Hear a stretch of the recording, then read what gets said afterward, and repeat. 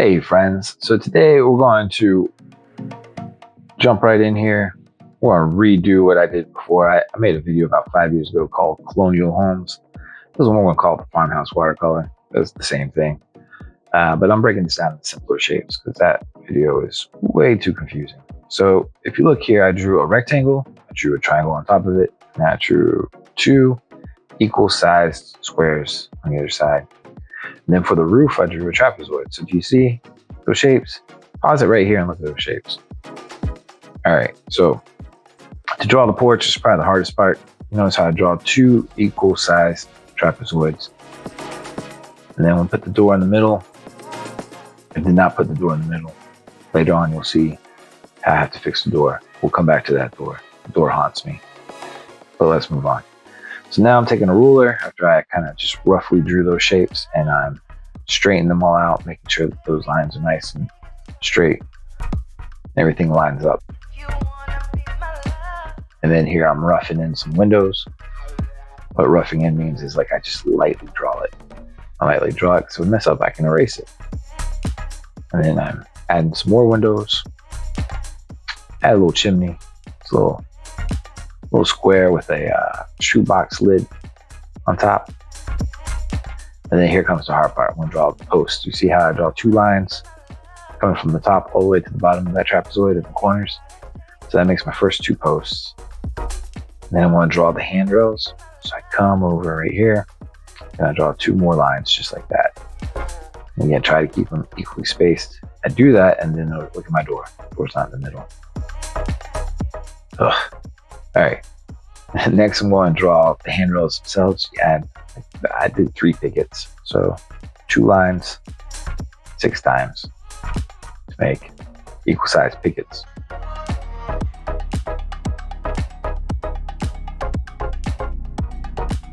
Then up here, add a little bit more detail on my roof, kind of make it look 3D, add an edge to it. It's hard to see. And then I'm going to use some W's to make the shingles. Kind of match, or they don't match up. And then using my ruler, lining it up at the bottom of the windows, making sure each line is going straight across the right way. And then adding some bottoms to those windows. If you want to do some flower beds, that would be nice. And then we'll add some steps. So the steps, I'm about to show you more detail in just a second. The steps are just trapezoids on top of trapezoids.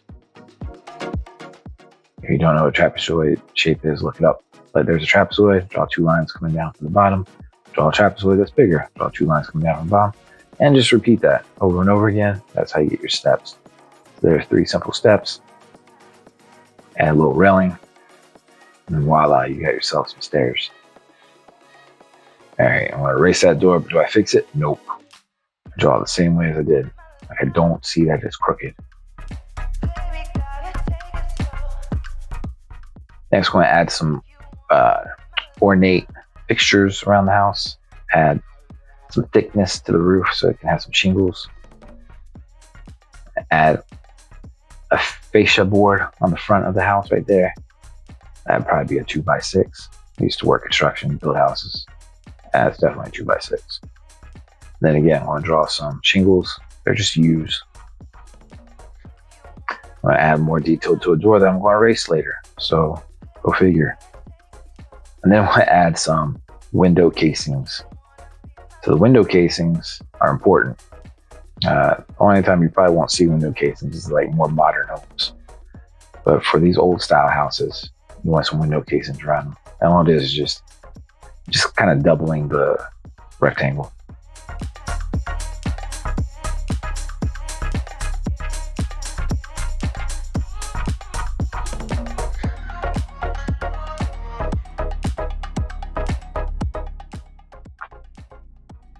Get the other side of the roof.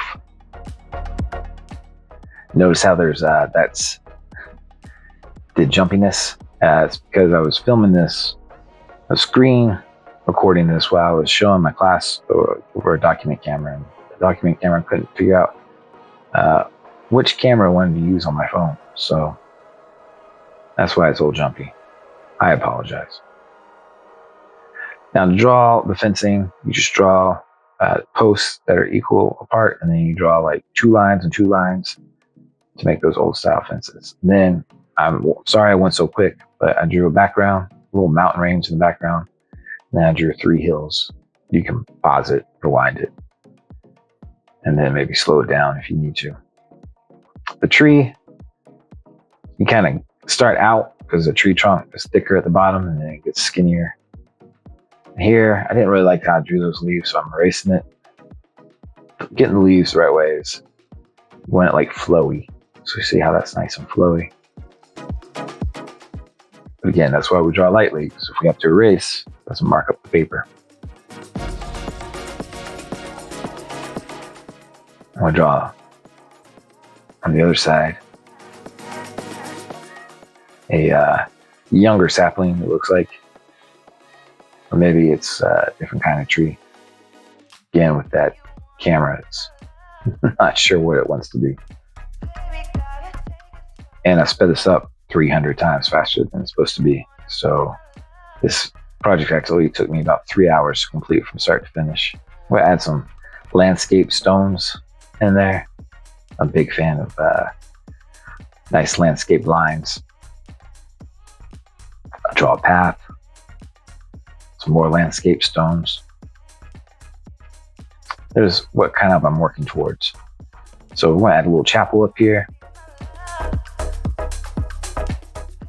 And some trees around it. Again, for some reason, a student asked me how to draw a duck. So here's how you draw a duck. It's an oval, a circle, and then the duck bill is the most important part. And that little tail feather in the back. Again, that bill, that's the hard part. I always think of like Daffy Duck. No, you don't know who that is. Look him up. He's funny. So I add a little detail, some bark on this tree, add some more fencing back here, make it small the further it goes back.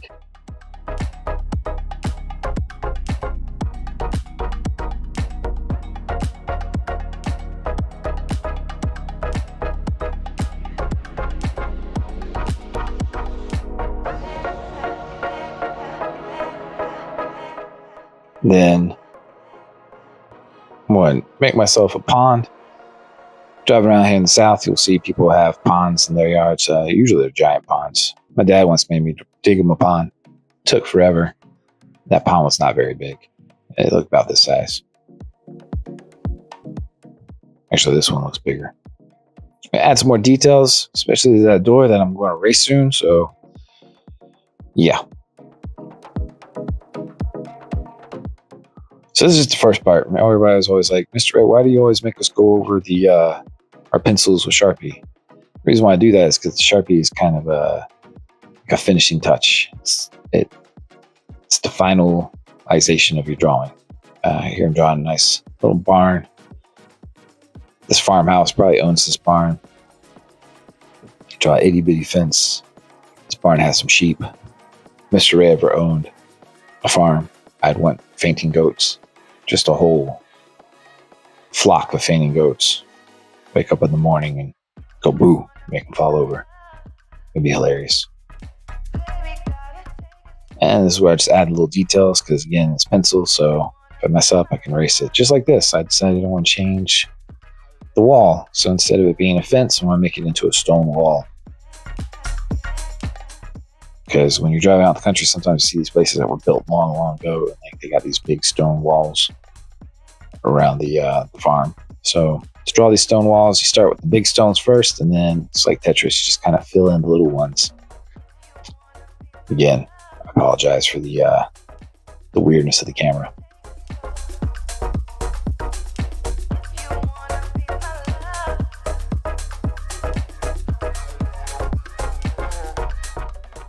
All right, I just tossed that Sharpie on there like I was done, but guess what?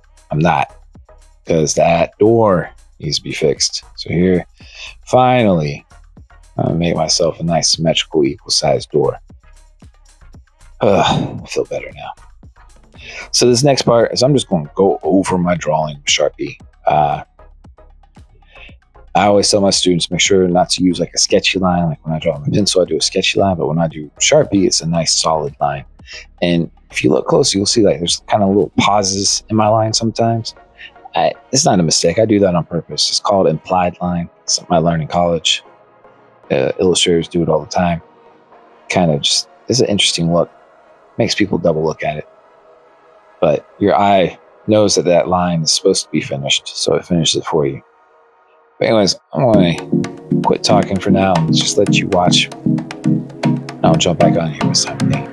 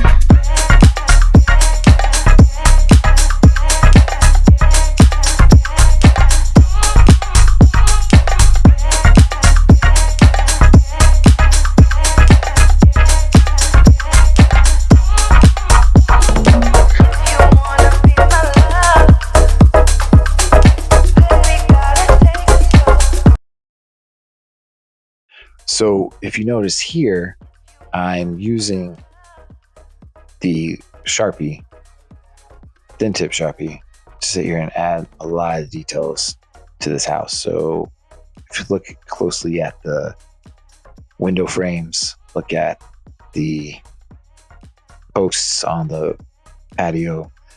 Here I'm adding some more details under the eaves of the roofs. I'm adding a lot more rocks. The windows I make look a little bit better.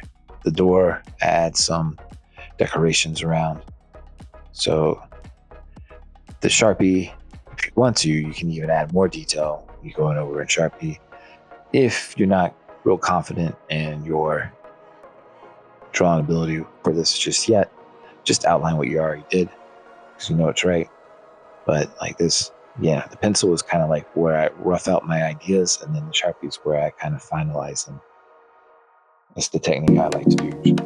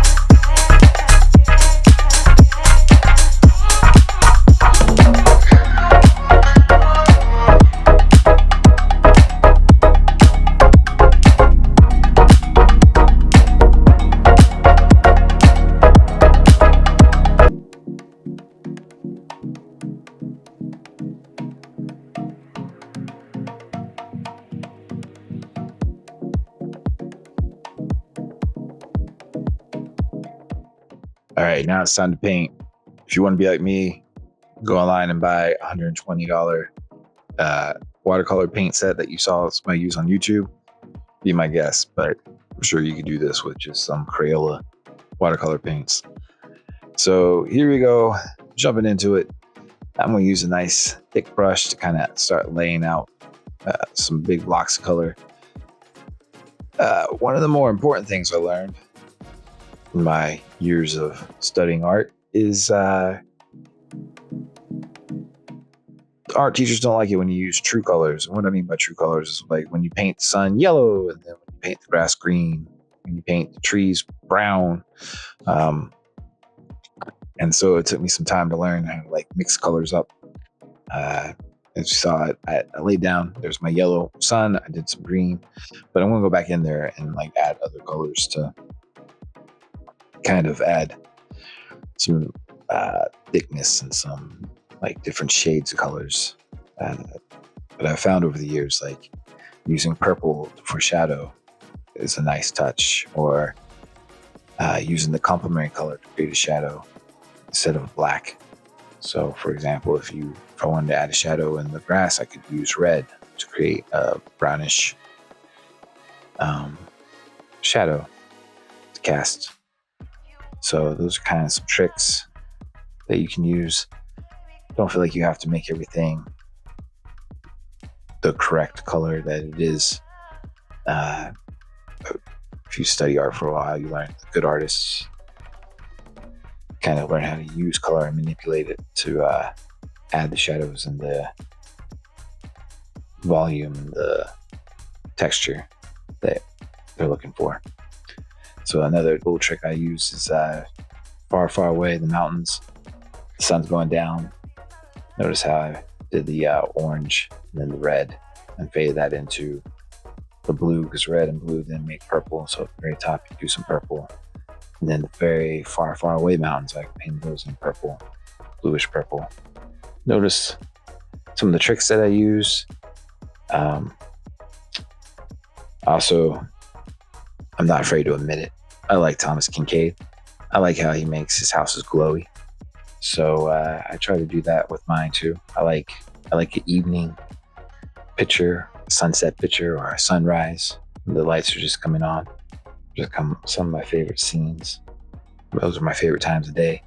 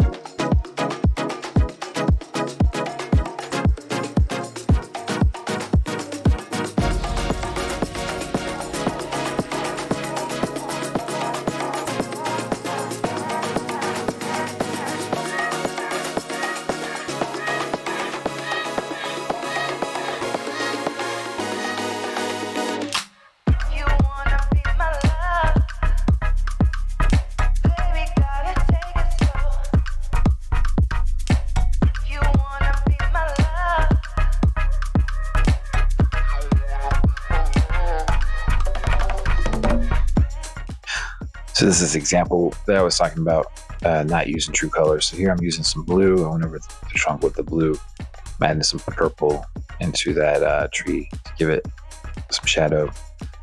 Again, if you continue watching it, I appreciate it. You'll see I definitely start adding a lot more different colors.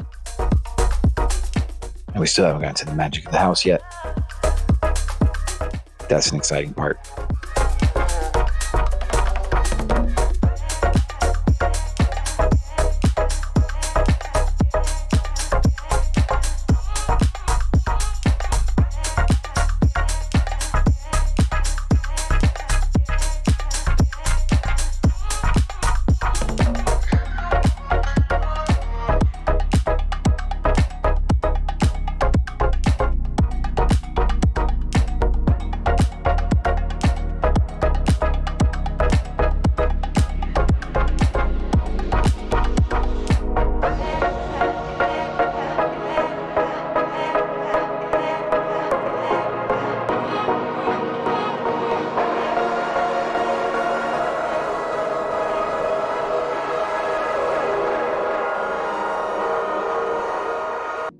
So what I mean by the magic of the house is notice how the windows add the yellow, and you bring that yellow out past the actual window frames into the color of the house, and it'll give it that glow.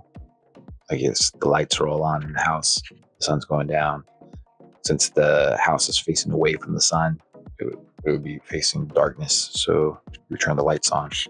Added some shadow around the stones to give it more of a realistic look. And then I'm just going to fill in the rest of this, adding some shadow.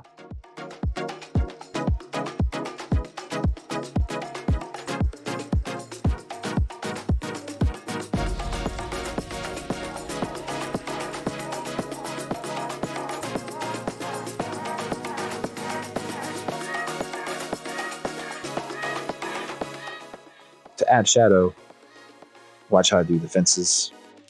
I think I'm about to do those soon.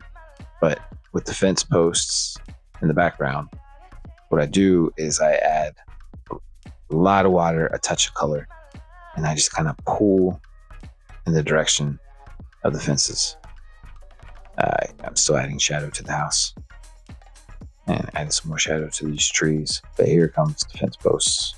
So watch how I do this. You see a lot of water, just a touch of the color. And then you kind of make it go at the same angle that the sun would be shining. Just adding some darker colors, bring it out, finishing up our farm back there. And that's about it. So hopefully you appreciate this. I had a good time making it. It's one of my more favorite projects that I've done. If you have any questions in class, feel free to ask me. If you have any questions and you're in YouTube, I guess leave a comment. But here's the final product. As you can see, it's cute. It's as kids say, preppy. All right, take care now. Bye-bye.